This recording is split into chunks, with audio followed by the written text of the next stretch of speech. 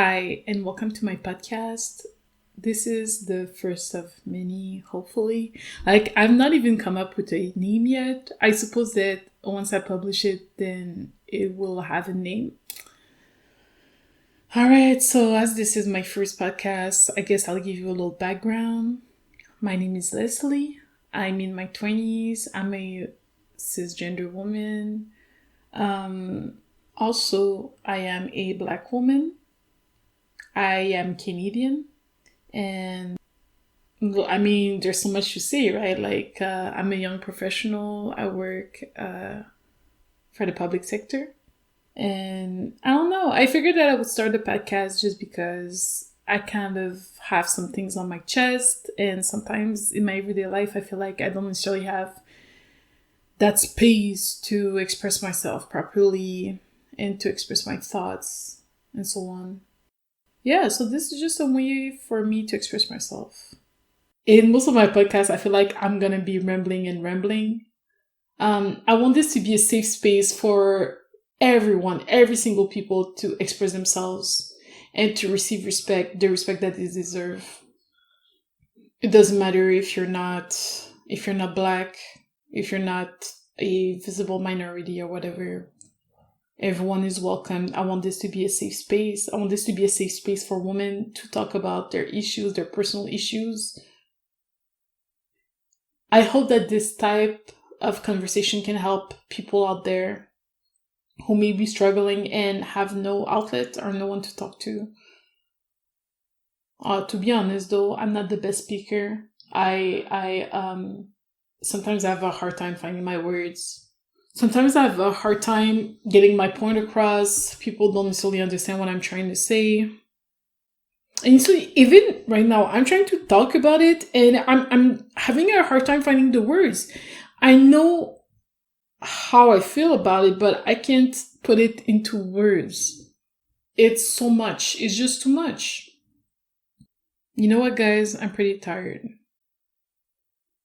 At the beginning of the week, well, I don't know when this is going to come out, but at the beginning of this week, a man named George Floyd has been killed, literally murdered by a police officer. And if you have not heard about this, you can look it up online. I'm not here to make a summary of the events or anything of the sort, but it is frightening. And I'm here talking, I'm taking all these pauses because I'm not even sure, I don't even know what to say. It's frightening. I'm so speechless that, and it's so funny because yes, I am so speechless, but I'm thinking of so many things at the same time. I have so many things that I would like to say, so many things that I would love to do, but everything is messed up.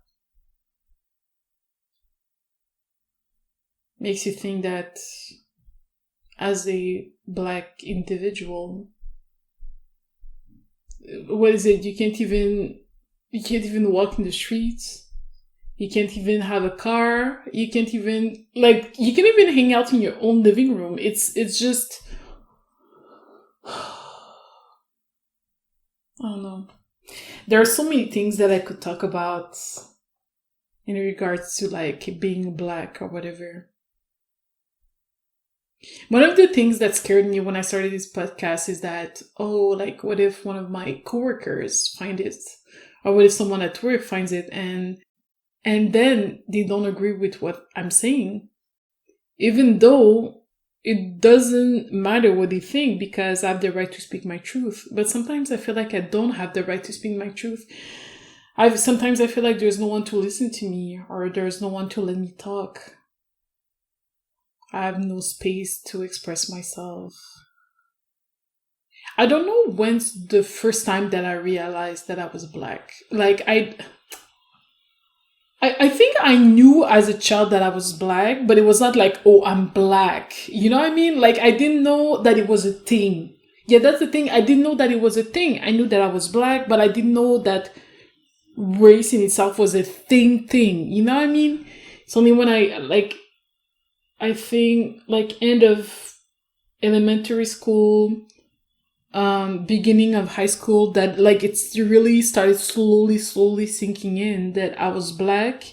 And for some reason, some things in my life seem to be a bit harder, or seem to be somewhat different from other kids. Sometimes people acting in a certain way, other kids refusing to touch you when you're playing, other kids refusing to touch the things that you touched. It's not necessarily someone going ahead and saying oh, you're Black, I don't want to work with you, or you're Black, I don't want to play with you. It's just the little things. But as a child, your brain can't really process it properly. And now as an adult, I see all these microaggressions left and right. People making comments about my hair, people making comments about the color of my skin, people making comments about my body features that are Negroid. And I'm just supposed to suck it up. I'm just supposed to be fine with it, even though it hurts, even though I don't like it. It makes me feel some type of way.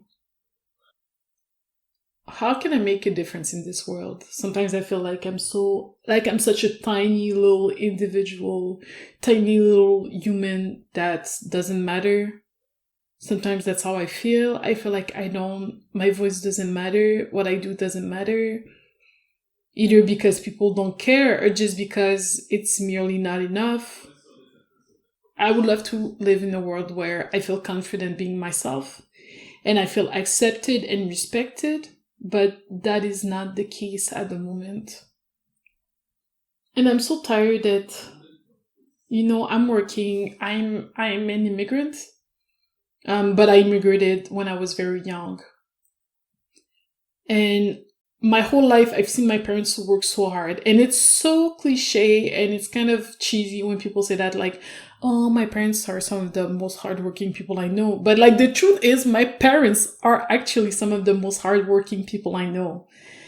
I've seen them, they have such a good work ethic. And part of my work ethic comes from them, from seeing them working so hard. And it's just crazy because even when I look at my parents, I don't think I've ever heard them say things like, oh, well, this is not working because I'm Black, or this is not working because I'm an immigrant, or whatever.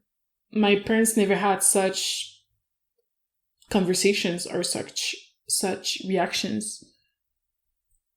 Of course, sometimes I wonder how they think about it, but I think they're the type of mentality where they feel you just rise above and you just keep on working hard and you mind your business and that's about it. But guys, this is so exhausting. Even at work, I need to be on top of my game at all times. I can't even go to work one day and not do a proper job. I can go to work and not bring my A game. Otherwise, I start wondering, well, what will people think? Will they assume that because because I worked in a certain way, maybe some of them will make the association in their head that, oh, well, if she did that, then most Black people work like that, or most women work like that, even though that's not the truth at all. Everyone is their own individual. It's not because you met one person that was a person of color and that didn't work well that everyone is like this. This is so untrue. And how is it fair to me? Now I have to work extra hard because I'm trying to prove a point. I'm trying to show that I'm a good worker. It's no wonder that so many Black people are sick. When I say sick, I mean physically and mentally. All these internalized feelings, internalized emotions that are repressed, it's making us sick.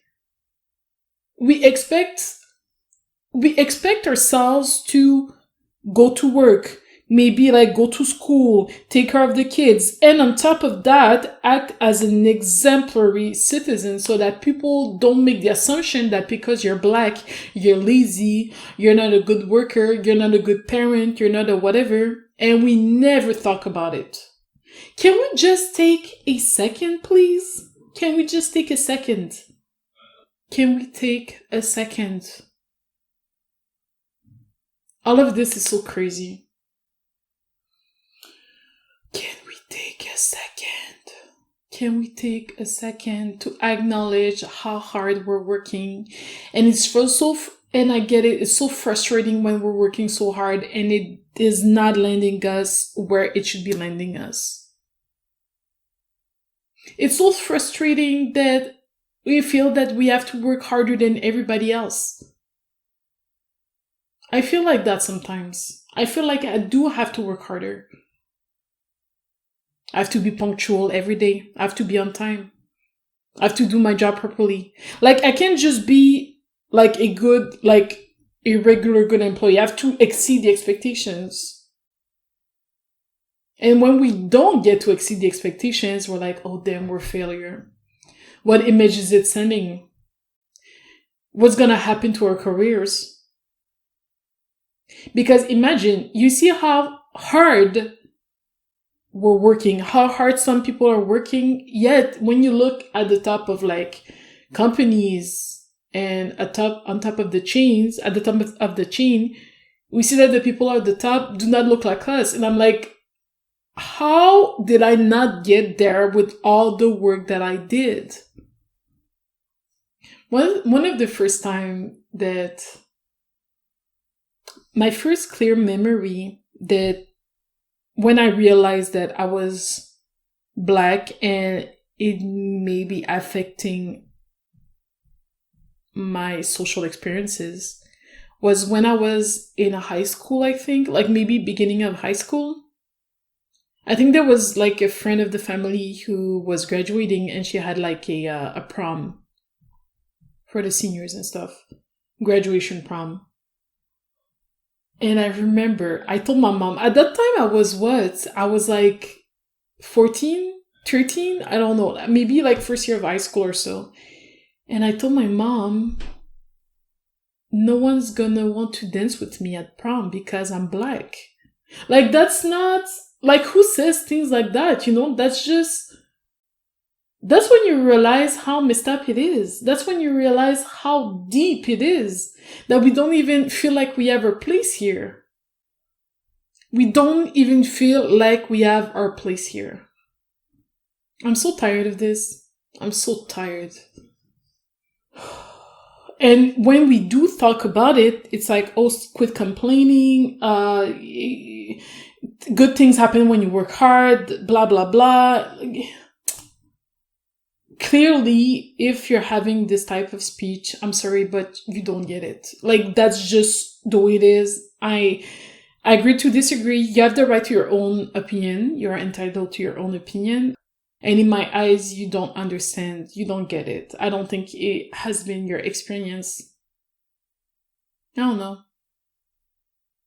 Anyways, I wish that all these victims of police brutality, rest in peace, all these people who have been like entangled in some police matters unfairly. I wish you peace. I wish you health. I wish you the best. In my podcast, I want to incorporate a sort of advice section where people, listeners could send me questions by email and I'll answer them on my podcast if they wish, or I'll answer them back at their emails. I hope you enjoyed this. I don't know if it was really a podcast or if it was just me rambling and talking about stuff, but it did sort of feel good. Yeah. Let me know what you think. Anyways, thank you for listening and see you next time. Bye.